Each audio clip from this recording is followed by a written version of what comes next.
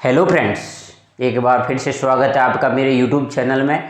आज हम देखने वाले हैं कोण ए, कोण बी तथा कोण सी के का मान ज्ञात करना। त्रिभुज जो है दिया हुआ, इसके तीनों कोणों का मान ज्ञात करना। किस प्रकार से हम त्रिभुज के इन तीनों कोणों का मान ज्ञात करेंगे। जहां पे हमें दिया हुआ है ECD जो दिया हुआ है वो 53 डिग्री दिया हुआ है, एवं FA जो C दिया हुआ है ना, उसकी वैल्यू दी हुई है 112 डिग्री। अब हम इस त्रिभुज के तीनों कोणों का मान कैसे ज्ञात करेंगे, देखिएगा सरलीकरण तरीके से।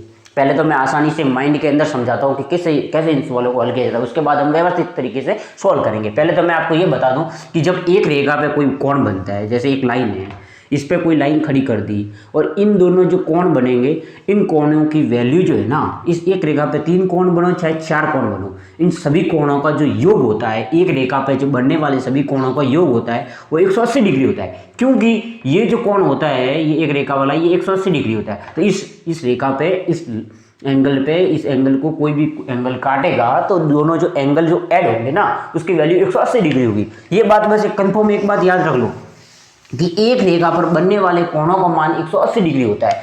कोई भी एक लाइन है, जैसे ये लाइन है, ये वाली लाइन सीधी मान लो, और ये एक सीधी लाइन आ गई यहाँ पे ये, और ये दिया हुआ है 53 डिग्री, ये दिया हुआ है 53 डिग्री, और एक रेखा पे बना हुआ कोण है, तो इसका वैल्यू कितनी होगी, इसकी वैल्यू, इन दोनों की वैल्यू जोड़ के 180 डिग्री होगी। तो इसकी वैल्यू हम निकाल सकते हैं ना। वैसे हमको इसकी ज़रूरत नहीं है, लेकिन फिर भी निकाल सकते हैं हम बेहतर तरीके से। कैसे निकालेंगे वो हम देखते हैं। इस कोण का मान कितना होगा, 180 माइनस 53 डिग्री हम कर देंगे तो इस कोण का मान आ जाएगा। इसका कितना हो जाएगा, इस कोण का मान हो जाएगा 180 में से 53 जाएंगे, पीछे कितने बचेंगे, 180 में से 50 जाते हैं ना, तो 130 बचते हैं। 130 में से 3 जाएंगे तो 127, यानी कि इस कोण का मान हो जाएगा 127 डिग्री। ये जो हमारा कोण हो जाएगा वो हो जाएगा 127 डिग्री। ठीक है,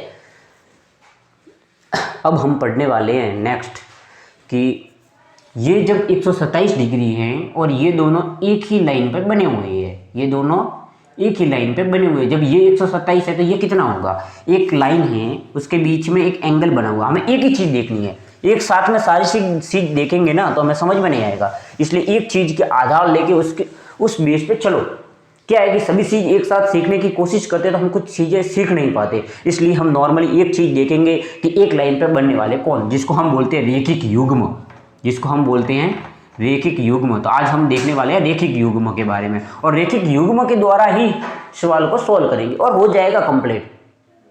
बेहतर तरीके से सब सवालों को सॉल्व कर सकते हैं इसके द्वारा, ठीक है ना। और अगर कोई नहीं होगा तो नेक्स्ट लेवल में और ज़्यादा और एक्सटर्नल चीज सीखने की कोशिश करेंगे। आज हम सीखने वाले हैं रेखिक युग्म, और रेखिक युग्म के अंदर प्रश्नावली 6.1 के अंदर ये जो पहला क्वेश्चन है, इस पहले क्वेश्चन को हम कर रहे हैं। ठीक है, जब ये 127 डिग्री है तो ये कितना हो जाएगा, यदि यह 127 डिग्री एंगल हो और एक रेखा पे बने हुए हो तो दोनों का मान कितना होता है। इसको मान लिया x है तो x प्लस 127 कितना हो जाएगा, 180 डिग्री होता है। जब इन दोनों का मान 180 डिग्री है, जैसे माना कि आपके पास 127 रुपये है और आपके दोस्त के पास भी कोई पैसे है, लेकिन दोनों के मिला के 180 है, तो आपके दोस्त के पास कितने होंगे।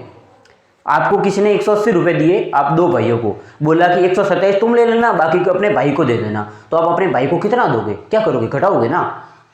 आप फिर से एक बार समझने की कोशिश करो। आपको किसी ने 180 रुपये दिए दो भाइयों को, बोला कि 127 रुपये आप रख लेना और जो बाकी बचे वो अपने भाई को दे देना, तो आप अपने भाई को कितना दोगे, घटा देंगे 180 में से 127।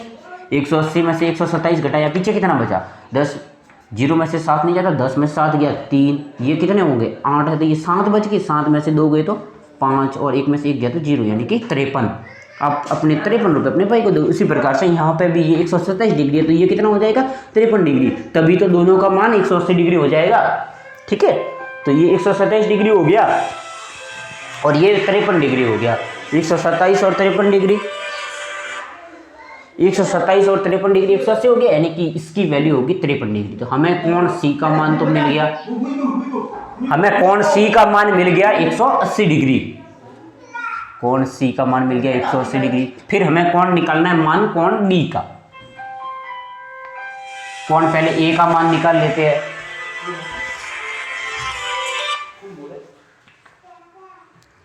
कोण ए का मान निकाल लेते, तो कोण ए का मान कितना होगा, जब यहाँ पे भी एक ही रेखा पे बने हुए दो कोण हैं, एक कोण का मान 112 डिग्री है, यदि एक कोण का मान 112 डिग्री है और दोनों कोणों का मान 180 डिग्री होता है तो 180 डिग्री में से 112 को घटा देंगे हम, तो 10 में से 0 में से 2 नहीं जाते, 10 हो जाएगा, 10 में से 2 घटाएंगे तो 8 बच जाएगा, ये पे 7 हो जाएगा, 7 में से 1 को घटाएंगे 6 हो जाएगा, यानी कि 68 डिग्री। तो यहाँ पे कोण ए का मान जो होगा वो 68 डिग्री हो जाएगा।